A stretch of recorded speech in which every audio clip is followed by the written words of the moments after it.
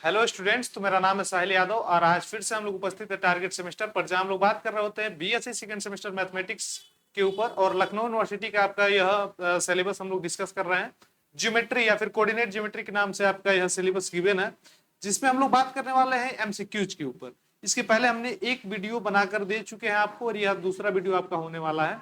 तो यहाँ पर हम लोग एमसीक्यू डिस्कस कर रहे होंगे। हालांकि हमने पीपीटी पिछली बार जो बनाया था पीपीटी वही है, लेकिन कुछ क्वेश्चन को हमने छोड़ा था, वही क्वेश्चन हम लोग यहाँ पर डिस्कस करने वाले हैं। तो एक बार आप लोग ध्यान से देखिएगा। और एक छोटी सी नोटिस यह है कि आपके डिस्क्रिप्शन बॉक्स में हमारे लिंक होगा, व्हाट्सएप का लिंक, उस पर आप लोग जुड़ जाइएगा, ताकि हम लोग लखनऊ यूनिवर्सिटी के जितने भी नोटिफिकेशन है, पीपीटीज हैं या फिर एमसीक्यूज वगैरह हैं जो इम्पोर्टेंट है आपके लिए, वो हम आपको शेयर करते रहेंगे। ठीक है, तो आइए शुरुआत करते हैं हम लोग यहाँ से। यह तो आपका वेलकम का स्लाइड हो गया।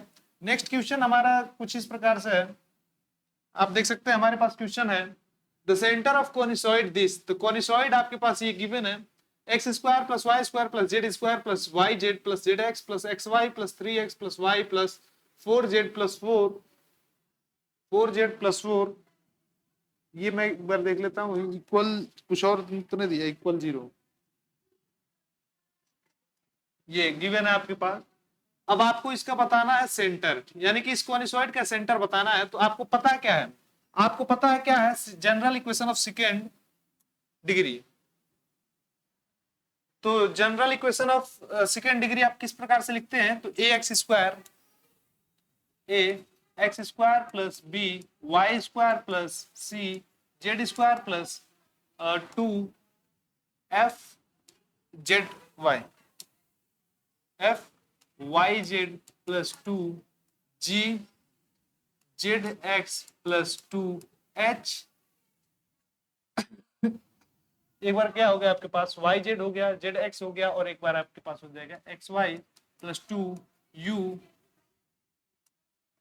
X plus 2v y plus 2w z plus d equal 0। ये आपके पास क्या हो गया, सेकेंड ऑर्डर सेकेंड डिग्री का इक्वेशन। ठीक है, general equation of second degree. तो यहां से अब आपको पता क्या करना होगा, एबीसी और एबीसी का वैल्यू आपको पता करना होगा। तो यहां से आपके पास पता क्या चला कि आपके पास ए की वैल्यू क्या गिवन है, आपको पता चला यहां से कि आपके पास ए की जो वैल्यू है, हाँ आपके पास पता, दिस इंप्लाइज कि आपके पास ए की जो वैल्यू है वो 1 हो गई। सिमिलरली बी की भी वैल्यू आपके पास 1 हो गई और सी की भी वैल्यू आपके पास 1 हो गई। आप देख सकते हैं ए एक्स स्क्वायर होगा तो एक का कोफिशिएंट आपके पास 1 है, वाई कोफिशिएंट 1 है, जेड स्क्वायर कोफिशिएंट आपके पास 1 है।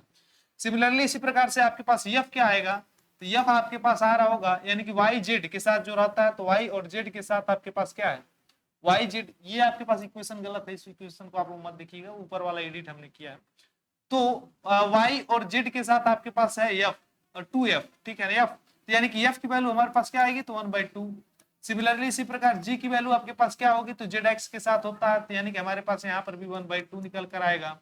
और सिमिलरली हमारे पास h की जो वैल्यू होती है वो भी हमारे पास 1/2 निकल कर आएगा। इसके बाद हमें डिटर्मिनेंट फाइंड करना होता है। तो किस चीज का डिटर्मिनेंट फाइंड करना होता है, किस प्रकार से करना होता है, तो हमारे पास d होता है कुछ इस प्रकार से। यह एक नॉन जीरो टर्म आना चाहिए, यानी कि डी हमारे पास, आई थिंक आपको ये कलर दिख रहा होगा, नहीं दिख रहा होगा तो मैं कलर को ही चेंज करता हूं, थोड़ा डार्क कलर ही जब लिखना है तो ग्रीन से लिखिए। आइए यहाँ पर हम लोग लिखते हैं डी, और डी हमारे पास क्या होता है, तो डायगोनल में तो ए बी और सी हो जाता है। फिर हम लोग यहाँ पर क्या लगते हैं, एफ जी एच होता है ना, ठीक है, तो यहाँ पर लगाएंगे एच और जी और एफ यहाँ पर, और यहाँ भी एच जी और एफ यहाँ पर लगाएंगे। ठीक है, एबीसी डायगोनल में होता है, फिर एच जी एफ, एच अरे लास्ट से चले आओ, एच जी एफ और फिर ये वाला टर्म और ये वाला टर्म, ये टर्म और ये टर्म आपके पास इक्वल होता है। ये डजंट इक्वल टू 0 आना चाहिए ना। तो आइए इसको हम लोग सॉल्व करते हैं, इसका डिटर्मिनेंट देखने का प्रयास करते हैं, हमारे पास क्या आ रहा है। दिस इंप्लाइज हमारे पास ये बनेगा क्या, एबीसी की वैल्यू हमारे पास है 1 1 और 1। सिमिलरली एच की वैल्यू हमारे पास आई है हाफ, और हमारे पास हर एक वैल्यू हाफ निकल कर आई है, तो हम यहाँ पर लगा देंगे।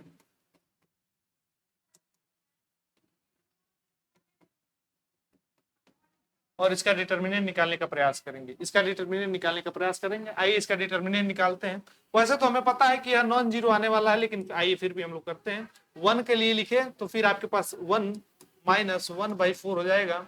आप देखिए हमने क्या किया, इस 1 को मल्टीप्लाई किया और इन दोनों का मल्टीप्लीकेशन 1/2 और 1/2 का मल्टीप्लीकेशन 1/4 हमने लिख दिया, माइनस 1/2 आपने लिखा। फिर आप क्या करेंगे 1/2 यानी कि 1/2 और फिर मल्टीप्लाई माइनस 1/4 ये टर्म हो जाएगा। फिर आप प्लस का लगाएंगे 1/2 और लिखने का प्रयास करेंगे तो हमारे पास क्या आएगा 1/4 माइनस 1/2। आप देख सकते हैं कि हम लोग अगर कुछ भी करेंगे तो ये टर्म जीरो नहीं बनकर आएगा, जीरो बनकर नहीं आएगा, जीरो बनकर नहीं आएगा, यानी कि हम लोग यही कह सकते हैं डजंट इक्वल टू जीरो। तो जब यह डजंट इक्वल टू जीरो होता है तो हमें फाइंड क्या करना पड़ता है, हमें फाइंड करना पड़ता है del F by del x. ठीक है, हमें इसके सेंटर जब फाइंड करनी है तो इसके लिए हमें फाइंड करना होता है del F by del X, del F by del Y और del F by del Z, कुछ इस प्रकार से फाइंड करना पड़ता है हमें। तो हमारे पास क्या निकल कर आएगा, del F by del x हमारे पास क्या निकल कर आएगा। तो इस इक्वेशन को हम लोग x के रिस्पेक्ट में डिफरेंशिएट कर देंगे। तो x के रिस्पेक्ट में जब हम डिफरेंशिएट करेंगे तो हमारे पास टर्म निकल कर आएगा 2x प्लस यहाँ से तो कोई x का टर्म है, यहाँ से हमारे पास प्लस प्लस जेड प्लस हमारे पास यहाँ पर x का टर्म यानी कि यहाँ पर एक y आ जाएगा, फिर हमारे पास यहाँ पर 3 आ जाएगा प्लस 3 इक्वल 0। सिमिलरली इसी प्रकार से जब हम f को y के रिस्पेक्ट में डिफरेंशिएट कर रहे होंगे तो हमारे पास टर्म क्या आ रहा होगा, तो सबसे पहले हमारे पास टर्म आता है 2y, फिर हमारे पास टर्म आता है z प्लस जेड, फिर हमारे पास y के रिस्पेक्ट में कर रहे हैं y यानी कि प्लस x, फिर यहाँ पर y के रिस्पेक्ट में यानी कि +1 आ जाएगा, इक्वल करेंगे हम 0 आ जाएगा। इसे फिर इक्वेशन को हम लोग z के रिस्पेक्ट में डिफरेंशिएट कर रहे होंगे, इस इक्वेशन को हम लोग z के रिस्पेक्ट में डिफरेंशिएट करेंगे तो हमारे पास क्या टर्म आएगा 2z² यानी कि 2z आएगा प्लस यहाँ पर z है यानी कि यहाँ पर x आ जाएगा, पार्शियल डिफरेंशिएशन हो रहा है, फिर हमें यहाँ पर 4 आ जाएगा। आई थिंक कुछ छूट रहा है क्या,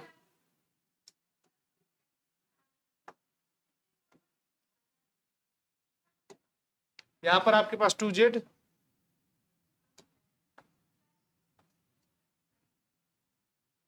हो गया, फिर z के रिस्पेक्ट में कर रहे हैं प्लस यहाँ पर आपके पास y आ जाएगा, फिर यहाँ पर आपके पास x आएगा प्लस x आ रहा होगा, और नहीं x कहाँ से आएगा भाई, अच्छा z, ठीक है x आ गया, फिर आपके पास z +4 आएगा, यहाँ पे +4 इक्वल आपके पास आ रहा होगा 0। आपके पास 3 इक्वेशन बनकर चला आया। अब इसे सॉल्व कर लेंगे और x y z की हमारे पास वैल्यू निकल कर चली आएगी। तो आइए इसको सॉल्व करने के लिए हम एक पेज लेते हैं, पेज लें, एक पेज हम लोग लेते हैं। पेज ऐड करने का तरीका हमारे पास ये है, नहीं हाँ ऐसे ही है, फिर जाते हैं यहीं पे बैकग्राउंड वाइट कलर, मैं जहां तक मुझे पता है, चलिए ये हमारे पास 3 इक्वेशन है, उसको हम एक पेज पे लिखने का प्रयास करेंगे। आइए हम लोग नेक्स्ट पेज पे लिखने का प्रयास करेंगे 2x plus z plus y plus 3 equal 0। 2x plus z 2x plus z 2x plus z plus y plus 3 equal 0। Next term हमारे पास है 2y plus z plus x plus 1, 2y plus z plus x plus 1, 2y plus z plus x plus 1 equal 0, 2z plus y plus x plus 4 equal 0, 2z plus y plus x plus 4 equal 0। एक बार हम फिर से match करा लेते हैं, 2x 2y 2z है ऊपर नीचे, 2x 2y 2z, z z y, z z y, y x x, y x x 314 बिल्कुल एग्जैक्टली राइट आंसर है। आप चाहे तो इसे हम लोग क्या कर सकते हैं, नंबरिंग कर सकते हैं। नंबरिंग से पहले हम लोग अगर चाहे तो दिस टर्म को थोड़ा सा इस साइड में कर दें, आई थिंक आपको क्लियर हो रहा होगा। हम लोग इसकी नंबरिंग कर दें, अगर इसे कर दें इक्वेशन 1, इसे कर दें इक्वेशन 2, इसे कर दें इक्वेशन 3, तो हम लोग सॉल्व करें तो ट्रेडिशनल मेथड से ही अगर आप सॉल्व करें तो हमारे पास अगर 2x जेड जेड यहाँ से कैंसिल हो सकता है, तो अगर हम इस प्रकार से करें इक्वेशन 1 माइनस इक्वेशन टू आप करें तो आपके पास क्या निकल कर आ रहा होगा, आपके पास कुछ इस प्रकार से टर्म बन रहा होगा, आपके पास कुछ इस प्रकार से टर्म बन रहा होगा, और 2x plus z plus y plus 3 equal 0। फिर आप माइनस का साइन लगाएंगे, 2y, या फिर x के नीचे x वाला टर्म लिखिए, तो यहाँ पर लिखिए आप x माइनस प्लस जेड आपने लिखा, और फिर y का टर्म आपके पास है क्या, प्लस 2y आपने लिखा, और फिर यहाँ पर आपने 1 लिखा प्लस इक्वल 0। इसे सॉल्व करते हैं हम लोग, निगेटिव करेंगे, यहाँ से आ जाएगा हमारे पास x, फिर यहाँ से ये कट जाएगा, ये टर्म हमारे पास आएगा माइनस वाई, और यहाँ पर हमारे पास -4 निकल कर आएगा, प्लस 4 इक्वल 0, या फिर इसे हम लोग कर सकते हैं x माइनस वाई इक्वल -4। ठीक है, इस प्रकार से हमारे पास निकल कर आएगा, इसे हम इक्वेशन देते हैं 4। ठीक है, इसे इक्वेशन 4 हमने दे दिया। नेक्स्ट टर्म में हम देखेंगे कि दूसरा एक इक्वेशन बनाएंगे जहां पर हमें जेड, ठीक है, आइए, हाँ, अगर हम लोग इक्वेशन दिस इक्वेशन में अगर हम 2 से मल्टीप्लाई करते तो यह हो जाएगा 2z। ठीक है, ये 2z हमारे पास हो रहा होगा, हमारे पास 2z आ रहा होगा, यानी कि आइए तो सॉल्व करते हैं इसे हम।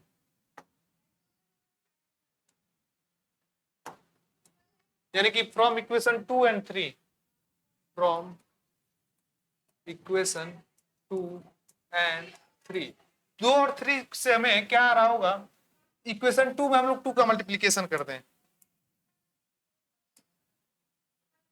इक्वेशन 2 मल्टीप्लाई बाय 2 माइनस कर दें इक्वेशन 3, तब हमारे पास क्या आ रहा होगा, इक्वेशन 2 में 2 का मल्टीप्लाई हो जाएगा, यह हो जाएगा 4y plus 2z plus 2x plus 2 equal 0।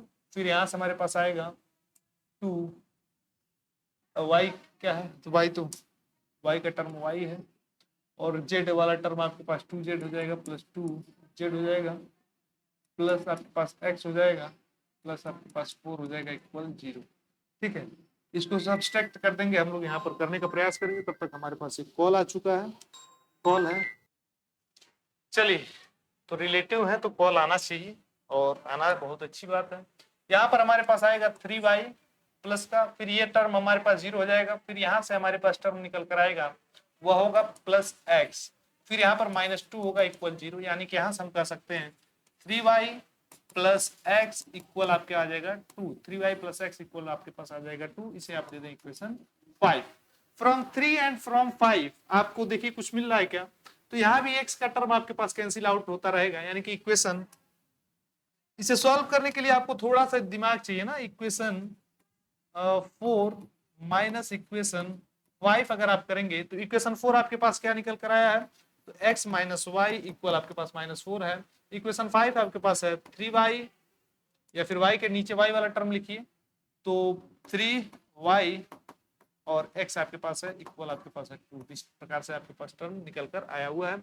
इसे निगेटिव घटा देते हैं तो हमारे पास ये टर्म हो जाएगा, फिर यहाँ पर आएगा -4y इक्वल आपके पास क्या रहा होगा, -4। यहाँ पर हमने थोड़ी सी मिस्टेक की हुई है क्या,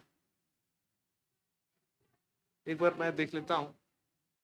तो मिस्टेक हमने यहाँ की हुई है कि इसको जब सब्ट्रैक्ट कर रहे हैं तो 3 - 1 2 होना चाहिए, तो यहाँ पर हमने 4 लिखा हुआ है, तो इसको मैं एक बार बनाने का प्रयास करता हूँ।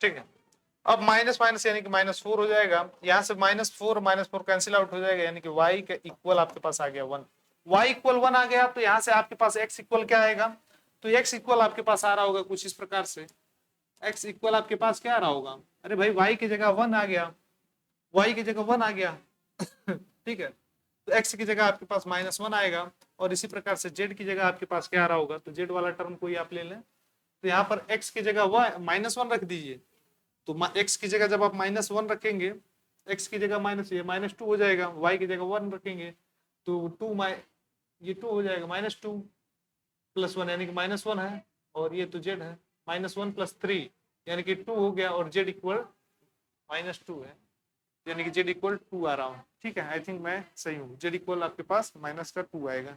जेड इक्वल आपके पास माइनस का 2 आएगा। यानी कि आपके पास टर्म क्या आएगा कुछ इस प्रकार से -1 1 एंड -2 कुछ इस प्रकार से। हमारे पास देखिए ऑप्शन दिया है क्या 1 1, तो आपके पास option B exactly right answer है। ये थोड़ा लेंदी होता है, ये सवाल थोड़ा लेंदी होता है, यानी कि सेंटर ऑफ कॉन्सॉइड जब पूछ दिया जाता है तो आपको सबसे पहले तो ये डी यानी कि आपको फाइंड करना होता है, डी फाइंड करना होता है।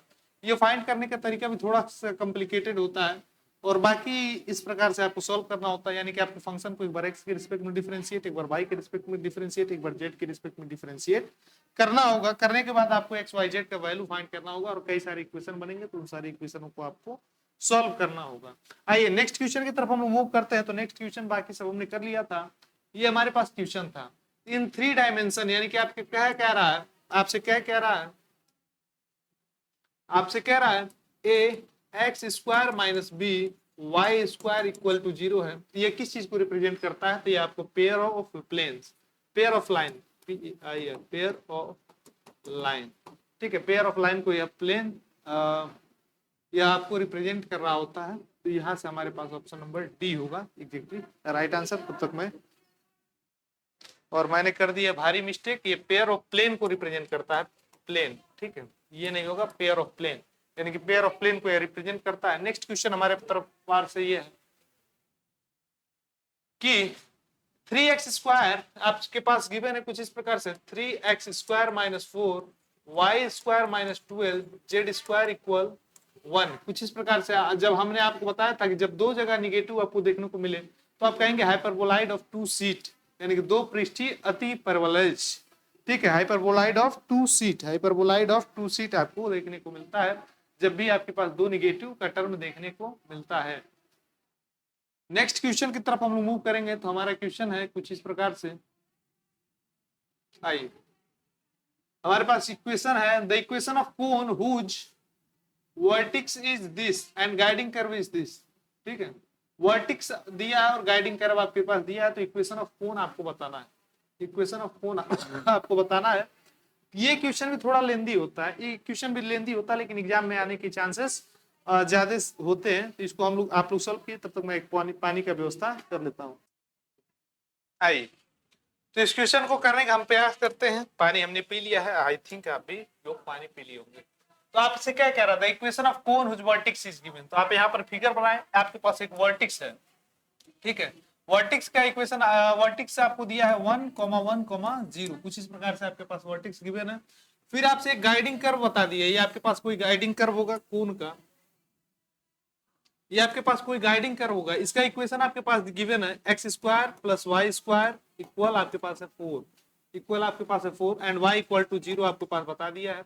तो सबसे पहले आप लोग इस गाइडिंग लाइन का इक्वेशन आप लिखेंगे। तो इस गाइडिंग लाइन का इक्वेशन आप किस प्रकार से, जनरेटिंग लाइन का इक्वेशन आप किस प्रकार से लिख रहे होंगे, आप लिख रहे होंगे x माइनस 1 फिर इक्वल लगाते हैं y माइनस 1 फिर इक्वल लगाते हैं z माइनस 0 अपॉन में l अपॉन में n upon l m n, ठीक है। इस प्रकार से हम लोग कुछ इस प्रकार से इसका इक्वेशन लिख रहे होते हैं, ठीक है। तो हमें पता क्या करना है, स्फीयर का यानी कि इक्वेशन ऑफ कोन हमें प्राप्त करना है।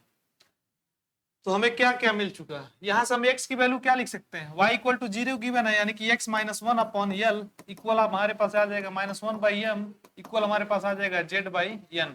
यहाँ से हम x को क्या लिख सकते हैं, तो x को हम लोग लिख सकते हैं, x को हम लोग लिख सकते हैं यहाँ से देखिएगा, इससे मैच कराइएगा आप लोग, x को हम लोग लिख सकते हैं minus l by m plus 1, ठीक है, इस प्रकार से कुछ लिख सकते हैं। फिर हम y को क्या लिख सकते हैं, तो y को हम लोग कुछ इस प्रकार से लिख सकते हैं, y इक्वल टू 0 हमारे पास गिवन है।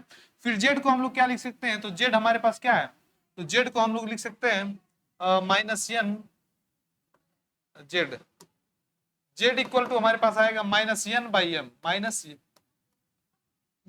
n by m।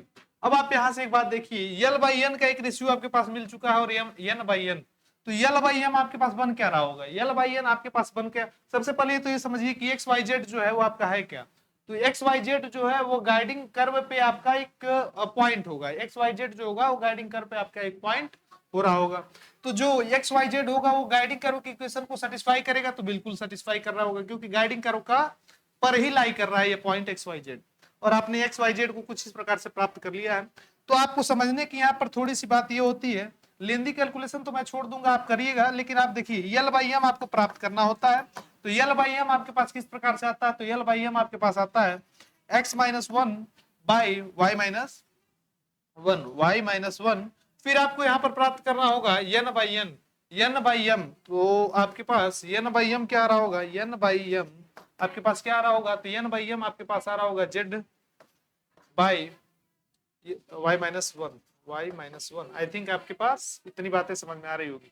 तो हम क्या करेंगे, एक्स वाई जेड हमारा क्या है, तो एक्स वाई जेड है जनरेटिंग कर्व, जो है जो गाइडिंग कर्व है, उस गाइडिंग कर्व पर पॉइंट है, यानी कि इस पॉइंट को सेटिस्फाई कर रहा होगा, यानी कि इक्वेशन जो होगा दिस, वह इस पॉइंट को सेटिस्फाई कर रहा होगा, एक्स वाई जेड के पॉइंट को सेटिस्फाई कर रहा होगा। तो एक बार मैं थोड़ी सी आपको और बात बताने का प्रयास कर दूं अगर, तो कहां करूं, ये भी बात सोचना है।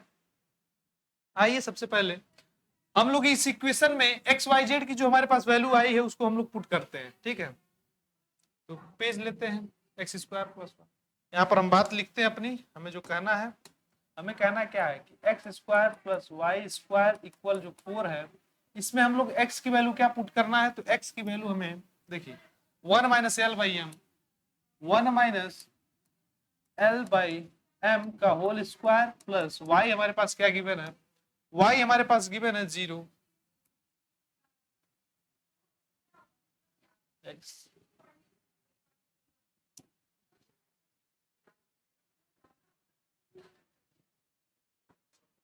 और यहाँ y नहीं, यहाँ z है, इस बात को भी आप लोग ध्यान दें, ये z स्क्वायर है, ये z स्क्वायर।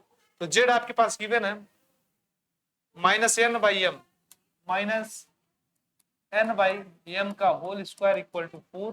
फिर आप देखिए यल बाई एम को हमने क्या लिखा है, तो यल बाई एम को हमने लिखा है कुछ इस प्रकार से x minus one by y minus one, x minus one, x minus one by y minus one का होल स्क्वायर प्लस आपने लिखा है एन बाई एम। तो एन बाई एम को आपने क्या लिखा है, तो minus z by y minus one, minus z by y minus one, कुछ इस प्रकार से होगा। अब इसे आप सॉल्व कर लेंगे, अब इसे आप जब सॉल्व करेंगे तो आपके पास डायरेक्ट वैल्यू निकल कर आ जाएगा, यानी कि इक्वेशन ऑफ कोन आपको प्राप्त हो रहा होगा। और इक्वेशन ऑफ कोन आपको क्या प्राप्त हो रहा होगा, मैं डायरेक्ट आपको यहाँ पर लिख पा रहा हूँ, तो मैं आपको इक्वेशन ऑफ कोन डायरेक्ट लिख दे रहा हूँ। तो इसका आंसर हम लोग लिख लेते हैं, इसका आंसर हमारे पास आया हुआ है, इसका आंसर आया हुआ है हमारे पास, वह है x square minus 3 y square plus z square minus 2xy plus 8y equal 4, कुछ इस प्रकार से हमारे पास इसका आंसर निकल कर आएगा। इसको आप लोग सॉल्व करके देख लीजिए।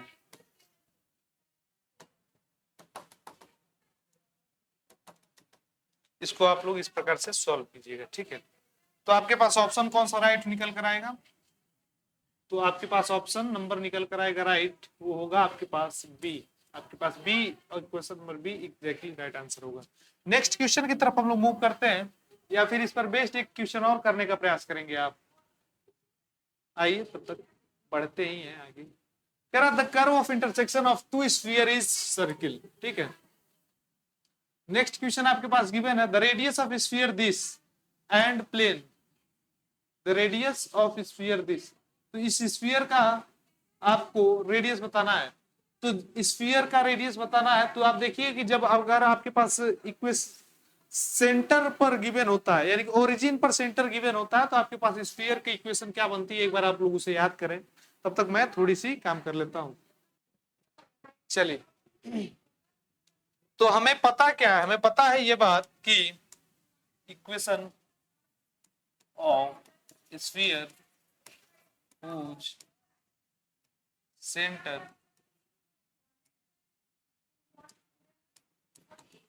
is at origin,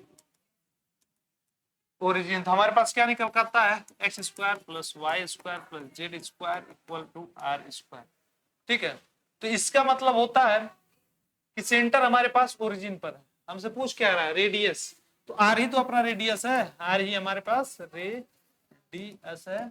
और हमारे पास गिवन क्या है, x square plus y square plus z square equal to 25। इसे हम लोग लिख सकते हैं x square plus y square plus z square equal to 5 का स्क्वायर। तो यहाँ से हमारे पास रेडियस की वैल्यू निकल कर आएगी option number D, option number C हमारे पास 5 निकल कर आएगी। ये बात ध्यान देने वाली बस आपको यह है कि आपको सेंटर ओरिजिन पर जब गिवन हो तो आपको इक्वेशन ऑफ स्फीयर पहचानने का तरीका मालूम होना चाहिए, इक्वेशन ऑफ स्फीयर पहचानने का तरीका मालूम होना चाहिए। और हमारा तकरीबन हो चुका है यहाँ पर 25 मिनट। आइए नेक्स्ट क्वेश्चन हमारे पास ये है, if r and r be the radius of a sphere S and its plane section respectively are r equal n, then the circle at C is। तो हमारे पास यह ग्रेट सर्किल बन रहा होगा, यह ग्रेट सर्किल बन रहा होगा, ठीक है। आर इक्वल जब आर बनेगा तो हमारे पास यहाँ पर ग्रेट सर्किल बन रहा होगा। नेक्स्ट क्वेश्चन हमारे पास यह है, कह रहा था equation of sphere when the end point of diameter are, यानी कि आपके पास स्फीयर है और इस स्फीयर का एंड पॉइंट आपके पास गिवन है, एक है 0,0,0 और एक है आपके पास -1, 2, 1, इस प्रकार से है, ये एंड ऑफ स्फीयर है। तो इक्वेशन ऑफ आपको स्फीयर लिखना है, तो इक्वेशन ऑफ स्फीयर लिखना है, इसके लिए आपके पास फार्मूला क्या होता है, x माइनस x1 फिर x minus x2 plus y minus y1 और y minus y2 plus z minus z1 z minus z2 equal 0। कुछ इस प्रकार से काम हो रहा होता है। आइए x1 और x2 की वैल्यू हमारे पास पुट करना है, तो x1 y1 और z1 तो हमारे पास 0 0 हो जाएगा, यानी कि हमारे पास x और x माइनस x2 हमारे पास क्या है, तो x2 हमारे पास -1 है, यानी कि +1 हो जाएगा, प्लस y1 तो 0 हो जाएगा, फिर y2 हमारे पास y माइनस y2 हमारे पास क्या गिवन है, तो y2 हमारे पास गिवन है 2, यानी कि 2 हो जाएगा, प्लस z माइनस z1 तो हमारे पास 0, तो z माइनस z2 हमारे पास क्या होगा, तो -1, यानी कि z माइनस 1 इक्वल 0। इस टर्म को हम लोग लिख सकते हैं x square plus x plus y square minus 2y plus z square minus z equal 0, ठीक है। इसको हम लोग इस प्रकार से लिख सकते हैं x square plus y square plus z square plus x minus 2y minus z equal 0। आइए देखिए हमारे पास कोई ऑप्शन सही है क्या, तो x square plus y square plus z square plus 2x हो गया, यानी कि अब गलती हो गया, x square y square z square x minus 2y minus z equal to 0, यानी कि आपके पास ऑप्शन बी जो होगा वो एग्जैक्टली राइट आंसर होगा, ऑप्शन बी आपके पास एग्जैक्टली राइट आंसर बन रहा होगा। नेक्स्ट क्वेश्चन हमारे पास गिवन है, which is the same in the sphere and it's great circle, तो सेंटर और रेडियस हमारे पास सेम होता है। नेक्स्ट क्वेश्चन हमारे पास गिवन है, कह रहा है कि if sphere this touches the plane, तो आपके पास एक छोटी सी क्वेश्चन है, काफी छोटा सा एक क्वेश्चन है, लेकिन आपको यह घुमाने का प्रयास किया हुआ है कि एक प्लेन का आपको इक्वेशन दे दिया है, आप समझने का प्रयास करेंगे।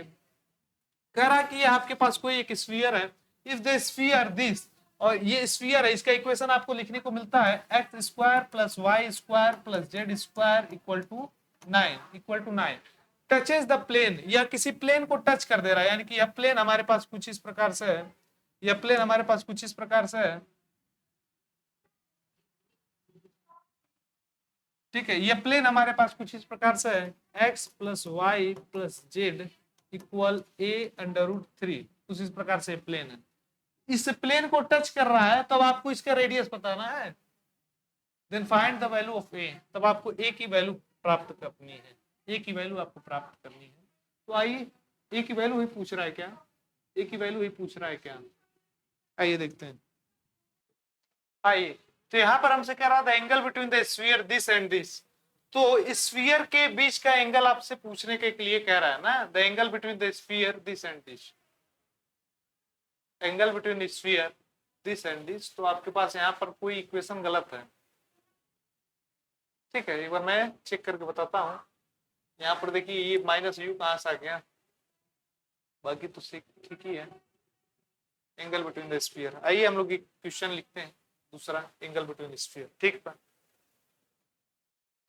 तो हम लोग एंगल बिटवीन स्फीयर का एक क्वेश्चन लिखते हैं, दो स्फीयर एक बना लेते हैं, तो दो स्फीयर हमारे पास किस प्रकार से हो रहा होगा ये देखेंगे।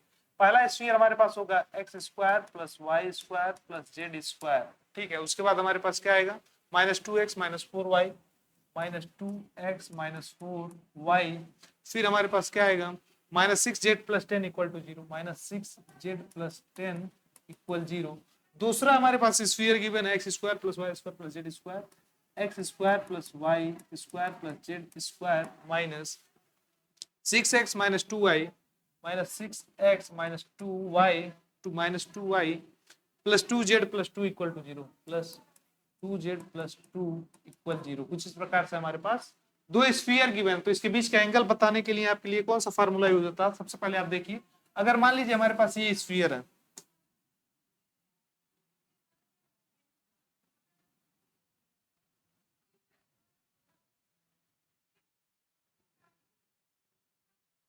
आई, तो हम बात कर रहे हैं, मान लीजिए हमारे पास एक स्फीयर है, एक और स्फीयर हमारे पास कुछ इस प्रकार से, दो स्फीयर हो गया, एंगल बिटवीन, यहां पर हमारे पास क्या होगा, यहां पर हमारे पास सेंटर हो रहा होगा ना, ये हमारे पास C1 हो रहा होगा और ये हमारे पास C2 हो रहा होगा।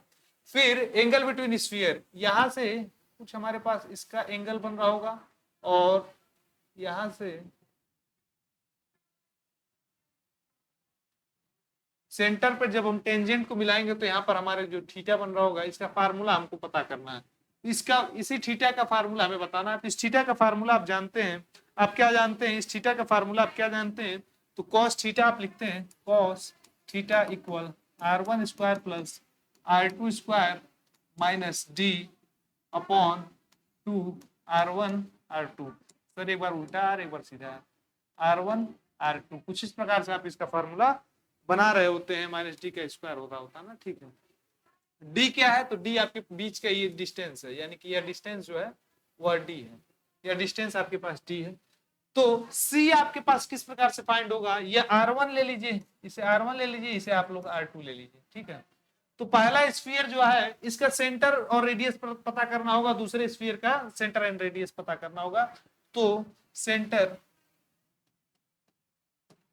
ऑफ फर्स्ट स्फीयर, तो centre of first sphere and radius of first sphere, तो सेंटर ऑफ फर्स्ट स्फीयर यानी कि माइनस यू माइनस वी और माइनस डब्ल्यू, ठीक है। आई थिंक आप बात समझ रहे हो। तो माइनस यू यानी कि आपके पास क्या निकल कर आएगा 1, और यहां से आपके पास निकल कर आएगा 2, और यहां से आपके पास निकल कर आएगा 3।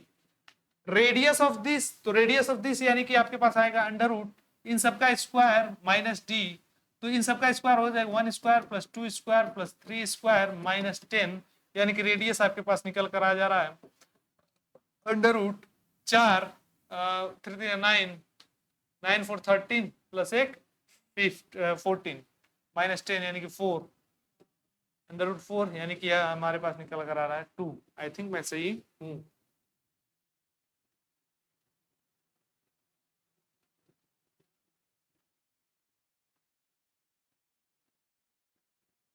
तो मैं एकदम सही हूं, मैं एकदम सही हूं। इसे मैं अब सेकेंड स्फीयर का यानी कि सेंटर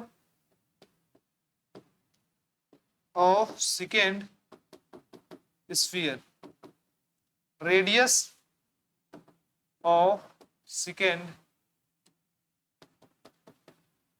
स्फीयर, तो सेंटर हमारे पास क्या निकल रहा है, सेकेंड स्फीयर का सेंटर हमारे पास निकल कर आएगा, यहां से आपके पास निकल कर आएगा 3, फिर यहां से निकल कर आएगा आपके पास 1, फिर यहां से आपके पास निकल कर आएगा -1, फिर आपके पास स्फीयर का रेडियस आपके क्या बन रहा होगा, तो 3 का स्क्वायर प्लस 1 का स्क्वायर माइनस 1 का स्क्वायर और प्लस 1 का स्क्वायर -2, कुछ इस प्रकार से रेडियस बन रहा होगा।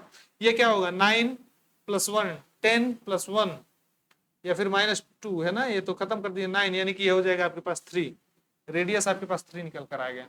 फार्मूला में हम लोग डायरेक्टली यहां से पुट कर सकते हैं, तो r1 स्क्वायर, r1 हमारे पास निकल कर आया है 2, तो कॉस थीटा या फिर theta equal to cos inverse आप लगा लें, और आप r1 आपके पास निकल कर आया है 2 का स्क्वायर यानी कि हो जाएगा 4 प्लस r2 आपके पास निकल कर आया है 3 यानी कि 3 का स्क्वायर आपके पास हो जाएगा 9 माइनस डी अब आपको पता करना है यानी कि डी।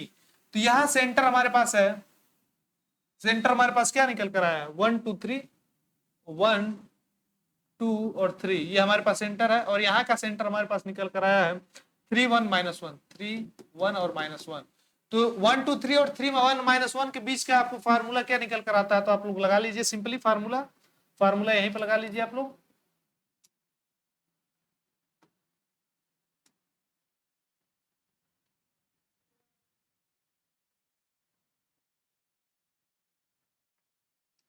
यहाँ पर आप लगाइए फार्मूला, यानी कि डी आपको प्राप्त होगा कुछ इस प्रकार से, डी आपको प्राप्त होगा अंडर रूट दिस इन दोनों पॉइंट के डिस्टेंस यानी कि x2 माइनस x1 यानी कि 2 का square plus y2 minus y1 y2 minus y1 यानी कि 1 का स्क्वायर, अरे यार देखो हाँ 3 माइनस 1 यानी कि हो जाएगा 2 का स्क्वायर, 1 माइनस 2 यानी कि हो जाएगा 1 का स्क्वायर, प्लस आपके पास माइनस 1 माइनस 3 यानी कि माइनस 4 का स्क्वायर यानी कि 4 का स्क्वायर, 4 का स्क्वायर। ये टर्म हमारे पास निकल कर आएगा कुछ इस प्रकार से 4 प्लस 1 प्लस 16 यानी कि 16 4 20 21 यानी कि हो जाएगा आपके पास अंडर रूट 21।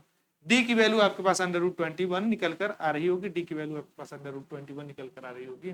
तो आपने यहाँ पर रखना क्या है, आपने यहाँ रखना है अंडर रूट 21 का स्क्वायर यानी कि हो जाएगा आपके पास 21 अपॉन में 2, R1 आपके पास क्या गिवन है, तो R1 आपके पास गिवन है 3 और आपके पास R2 गिवन है 2, ठीक है इस प्रकार से। यानी कि थीटा की वैल्यू आप लिख पा रहे होंगे cos इनवर्स, ये टर्म हमारे पास क्या बन रहा है, तो 9 4 9 4, अरे इसमें 10 माइनस कर दीजिए 21 11 हो जाएगा, 11 एक 12 माइनस 12 फिर 4 निकालिए यानी कि 8 आ जाएगा आपके पास, और अपॉन में 3 2 6 2 12 कुछ इस प्रकार से आ रहा होगा -8/12 -8/12। इसे हम लोग क्या कर सकते हैं 4 2 8 और यहाँ 4 3 12, और निगेटिव का है यानी कि cos थीटा इक्वल आ जाएगा हमारे पास cos इनवर्स -2/3, और या फिर इसको ही हम लोग कह सकते हैं थीटा इक्वल cos इनवर्स 2/3, ठीक है। ये हमारे पास 2/3 आंसर होगा क्योंकि cos के अंदर माइनस खत्म हो जाता है, ठीक है। तो इस प्रकार से थीटा हमारे पास निकल कर आ गया। आपको पता होगा हमने इस फार्मूले को यूज करने के बारे में बताया है, केवल आपके पास दो स्फीयर गिवन है, आपको मेन मुद्दा यह है कि फार्मूला याद होना चाहिए, R1 R2 क्या है और D क्या है। तो ये सब जब आप काम कर लेते हैं तो आपको और परिपक्वता आ जाती है कि आपको काम किस प्रकार से करना है। नेक्स्ट क्वेश्चन हमारे पास है the angle between the radius through any point and tangent plane at a point in a sphere is, तो π/2 π/2। नेक्स्ट क्वेश्चन हमारे पास है टू स्फीयर कट्स ऑर्थोगोनली। आप तो जब ऑर्थोगोनली कट करता है तो आपके पास क्या एक होता है, उसको हम लोग एक बार देखने का प्रयास कर रहे होंगे, ऑर्थोगोनली समझने का हम लोग प्रयास कर रहे होंगे। तो आइए ऑर्थोगोनली जब कट करता है तो हमारे पास फार्मूला क्या बन रहा था, cos थीटा इक्वल R1 का स्क्वायर प्लस R2 का square plus minus D square था ना, माइनस डी स्क्वायर अपॉन में क्या था, अपॉन में हमारे पास 2R1 R2 था। तो ऑर्थोगोनल के केस में यानी कि थीटा इक्वल टू 90 जब हो जा रहा है तब हमारे पास थीटा इक्वल टू 90 cos 90 यानी कि ये टर्म हमारे पास 0 हो जाएगा, तो cos 90 यानी कि 0 equal R1 square plus R2 square minus D square, ये टर्म हमारे पास आ रहा होगा। आई थिंक आप बात समझ रहे होंगे। यहां से हम कह सकते हैं कि डी स्क्वायर की जो वैल्यू होगी वह R1 square plus R2 square हो रही होगी, यानी कि डी स्क्वायर की वैल्यू हमारे पास कुछ इस प्रकार से आ रही होगी।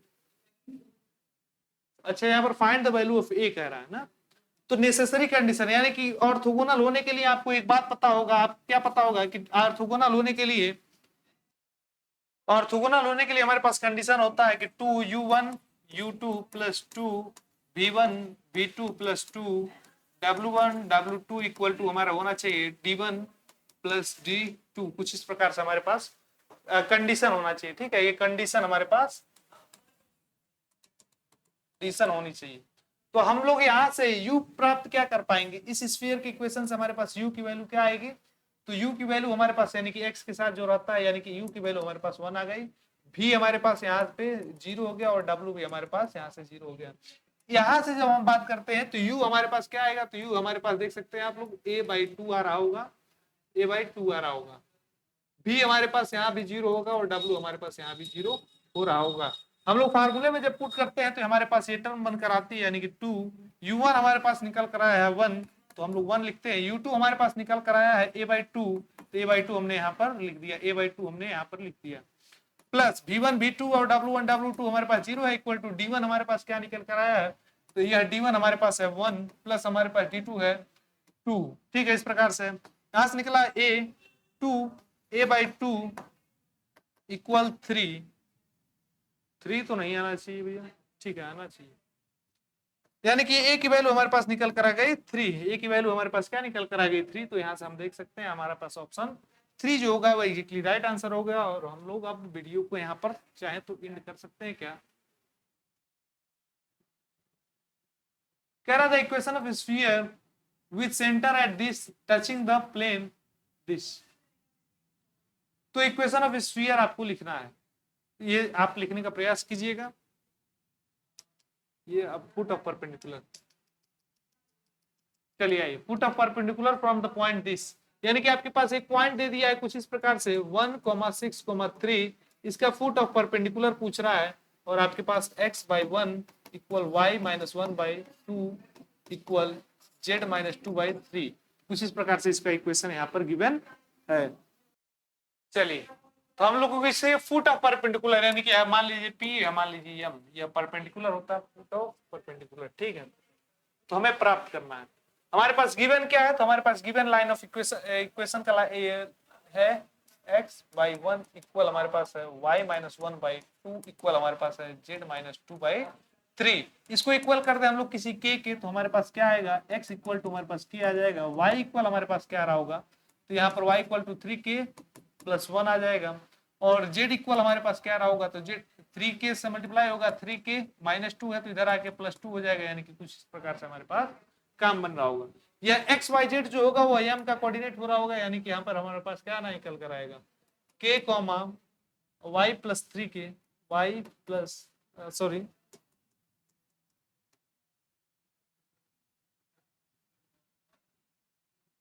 हमारे पास ये टर्म आ रहा होगा यहाँ पे, ये टर्म हमारे पास क्या आ रहा होगा, तो k comma 1 + 3k, 1 + 3k comma 2k, 2 + 3k, 2 + 3k, कुछ इस प्रकार से एम का पॉइंट आ रहा होगा। हम लोग डायरेक्शन रेशियो यानी कि पीएम का डायरेक्शन रेशियो लिख रहे होंगे, यानी कि डायरेक्शन dr ऑफ पीएम। तो डायरेक्शन रेशियो ऑफ पीएम हमारे पास क्या आ रहा होगा, तो ये कोऑर्डिनेट माइनस दिस कोऑर्डिनेट, यानी कि k - 1 कॉमा हमारे पास क्या आ रहा होगा 1 + 3k - 6, यानी कि हम लोग -6 करेंगे तो हमारे पास -5, यानी कि 3k -5 आ रहा होगा कॉमा, और यहाँ पर 2k + 3k, 2 + 3k -3, यानी कि -1 है, 3k -1, कुछ इस प्रकार से हमारे पास डायरेक्शन रेशियो आ रहा होगा। और चूंकि पीएम परपेंडिकुलर है, चूंकि पीएम हमारे पास क्या है, पीएम एक परपेंडिकुलर लाइन है, तो पीएम परपेंडिकुलर लाइन है और इसका डायरेक्शन रेशियो को डायरेक्शन कोसाइन आपके समेशन मल्टीप्लिकेशन ऑफ डायरेक्शन आपके इक्वल टू 0 होता है। तो यहाँ से हम लोग कह सकते हैं हमारे पास क्या निकल कर आएगा, और डायरेक्शन ये हमारे पास ये क्या है गिवन है 1 गिवन है, फिर हमारे पास k - 1 प्लस एम हमारे पास क्या गिवन है 2 गिवन है, और 2 गिवन होने के बाद ये हमारे पास k निकल कर आया है 3k - 5, फिर प्लस हमारे पास n क्या गिवन है एलिमेंट 3, और हमारे पास यहाँ पर है 3k - 1 इक्वल है यहाँ पर आएगा हमारे पास 0। हम लोग सॉल्व करते तो ये हो जाएगा k - 1 plus 6k - 10, 6k 3 to 6k - 10 plus 9k - 3 equal 0। इसे देखने का प्रयास कीजिए कुछ कट रहा है क्या, k 7k हो गया, 7k या 16k हो गया ना, 16k आपके पास यहाँ पर बनकर चला आ रहा है। यहाँ पर हमने थोड़ी सी मिस्टेक यहाँ पर ये की हुई है कि y यानी कि y = k, यहाँ पर क्या आएगा 2k + 1, यानी कि हमारे पास 2 है, ये हमारे पास 2 है, तो यह भी हमारे पास 2 होगा, यह भी हमारे पास 2 होगा, और यह भी हमारे पास 2 होगा, यह भी हमारे पास 2 होगा, और सिमिलरली यह भी हमारे पास 2 होगा, यह भी हमारे पास 2 होगा। ठीक है, बाकी आई थिंक हमारे पास सब सही होना चाहिए। आइए हमारे पास यहाँ से क्या आएगा k - 1, फिर हमारे पास आएगा प्लस 4k - 10 प्लस हमारे पास आएगा 9k - 3 इक्वल 0, कुछ इस प्रकार से आ रहा होगा। यह देखिए k + 4k यानी कि 5k + 9k, 5k यानी कि 14k, फिर हमारे पास क्या आएगा 1k यानी कि 11k + 3k - 3k यानी कि -14 इक्वल 0। यहाँ से k की वैल्यू हमारे पास निकल कर आ गई 1, के की वैल्यू हमारे पास क्या निकल कर आ गई, के की वैल्यू हमारे पास निकल कर आ गई 1। तो जब हमारे पास के की वैल्यू निकल कर आ गई 1, तो हम यहाँ से क्या कर सकते हैं कि हमारे पास x की जो वैल्यू होगी वो अभी 1 होगी, और y की वैल्यू हमारे पास क्या निकल कर आएगी, तो y की वैल्यू 3 निकल कर आएगी, और z की वैल्यू हमारे पास क्या निकल कर आएगी 2 + 3 यानी कि हमारे पास 5। तो हमारे पास टर्म क्या निकल कर आ रहा होगा 1, 2 और 5। देखिए हमारे पास ऑप्शन गिवन है क्या 1, 3 और 5 ना, तो 1, 3 और 5, 1, 3 और 5। तो हमारे पास option D exactly right answer हो रहा होगा, ऑप्शन डी हमारे पास एग्जैक्टली राइट आंसर हो रहा होगा।